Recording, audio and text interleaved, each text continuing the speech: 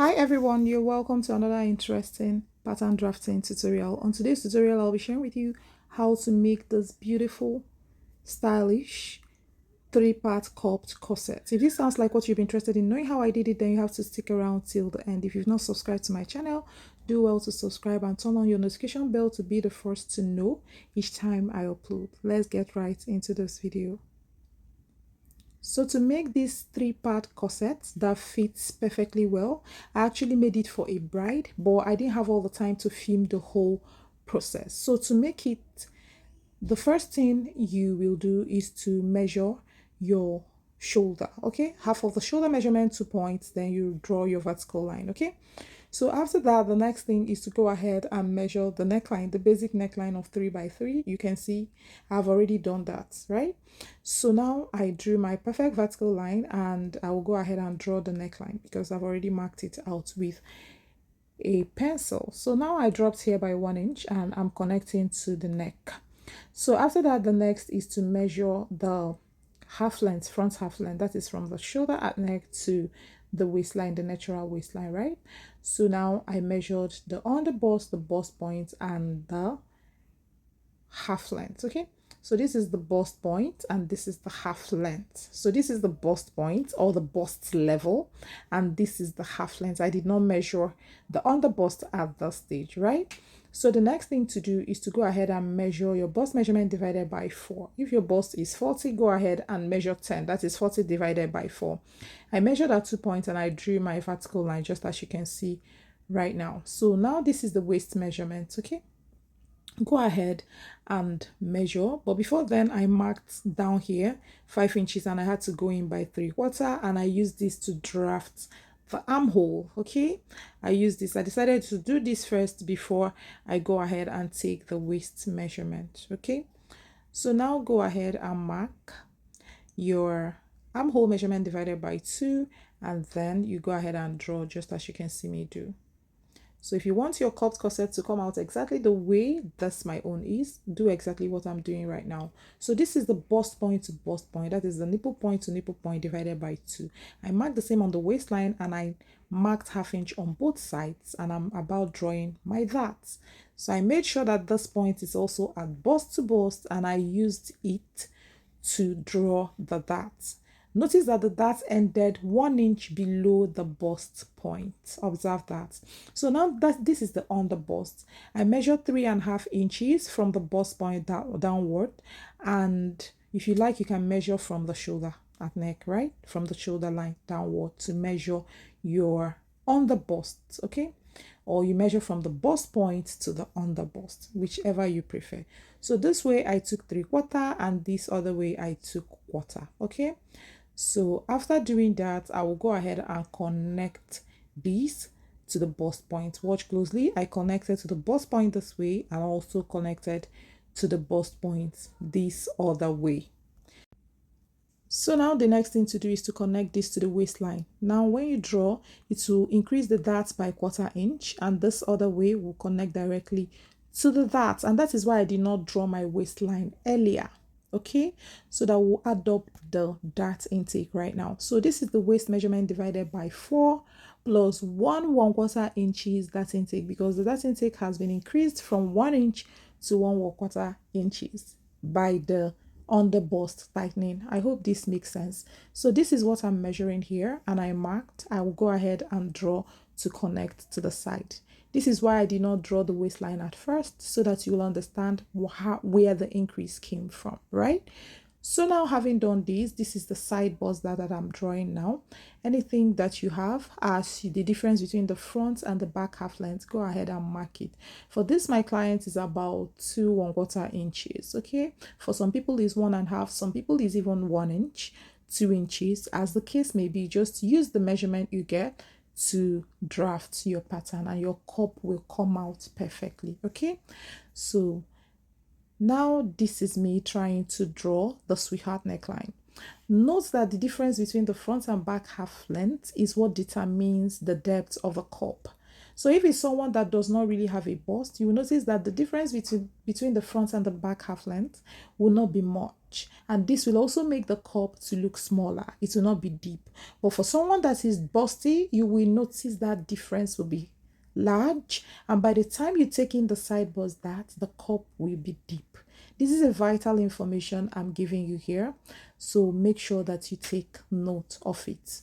So now after doing this is me drawing the sweetheart neckline because it has to come deep, just as you can see me draw. So feel free to draw your neckline the way you please.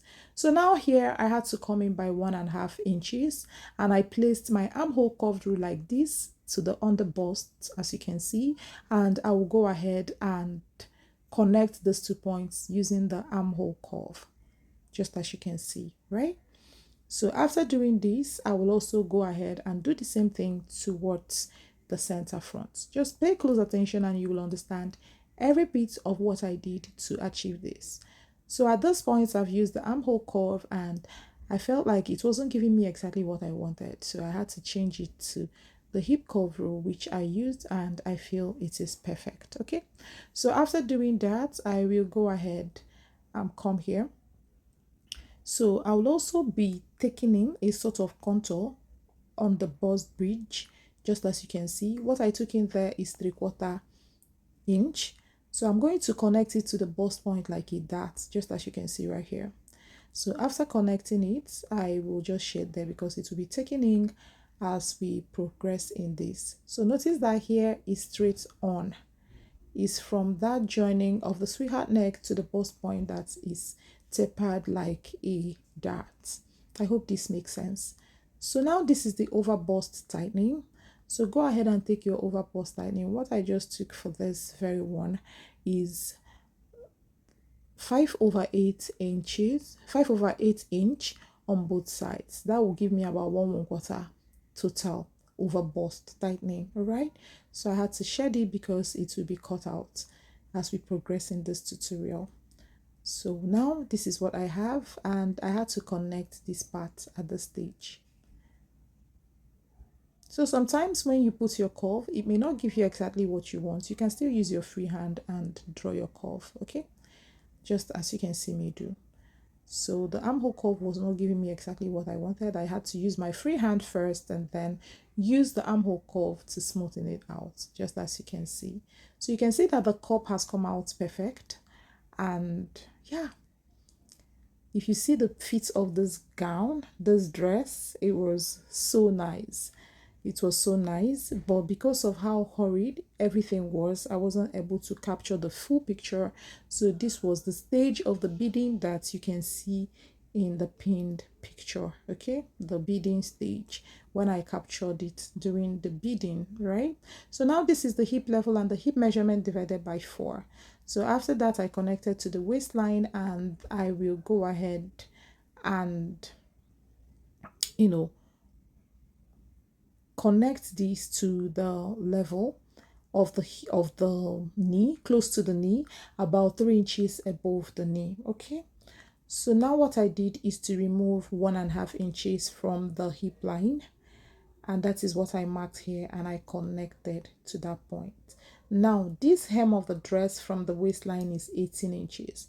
From the end of this dress, the knee part, supposed knee, from the waist to the supposed knee, that's the hem of this paper, the end of this paper is 18 inches. Please take note of that, right? So now this is what I have at the stage, and I want to form a basque. I had to go down there by about 4.5 to 5 inches, about 4.5 inches, right?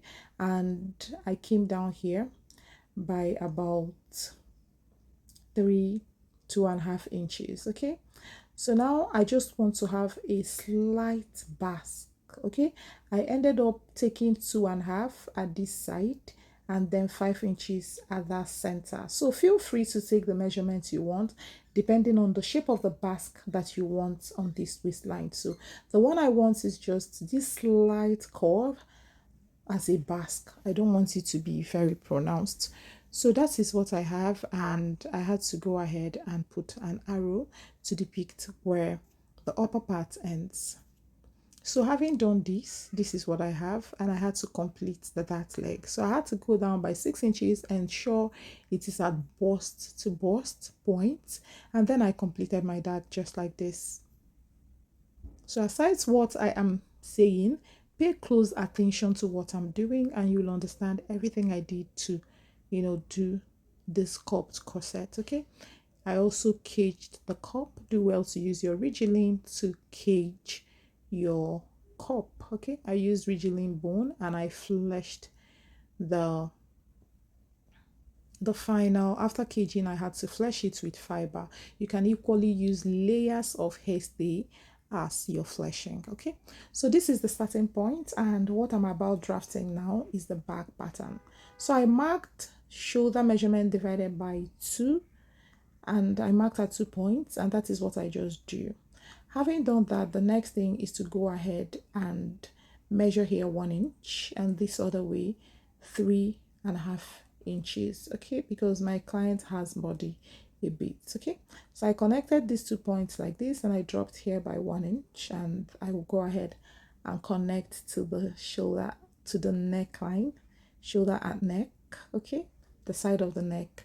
Then I'll go ahead and mark the back half length.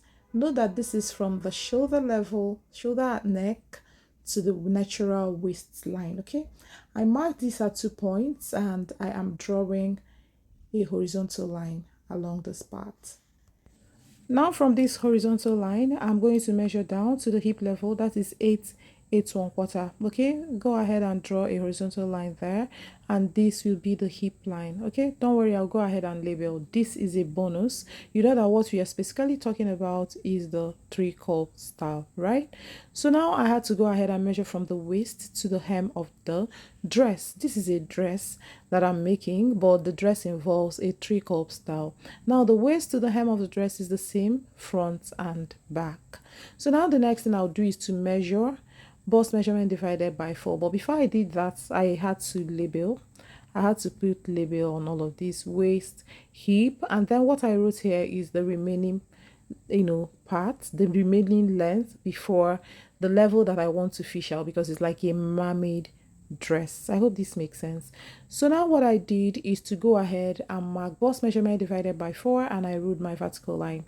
Then here you have to go in by 3/4 inch. From there I measured waist measurement divided by 4 plus 1 inch dart intake. That is for this back, and I had to connect to the side like this, right? So I have to always also come here and smoothing out to the center back, just as you can see where shedding will be going off.